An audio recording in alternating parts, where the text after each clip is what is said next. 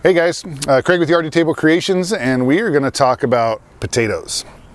Now, it is my personal and culinary opinion that there is absolutely nothing better than a fresh potato. Just to give you a quick lesson on why, potatoes are full of sugars. They're also full of a lot of starches, but they're full of a ton of sugars when they're fresh.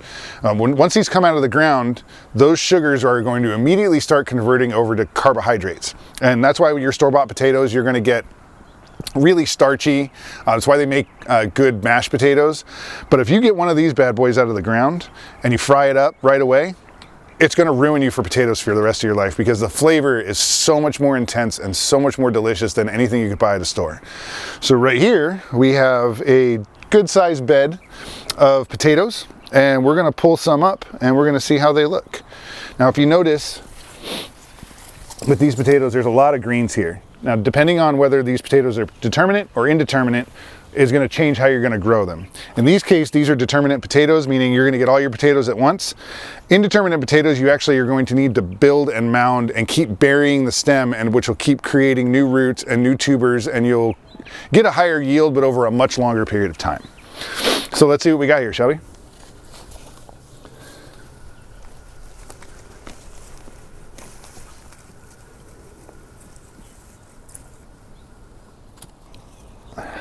All right, one plant, we got five, we'll call it 4.5 potatoes.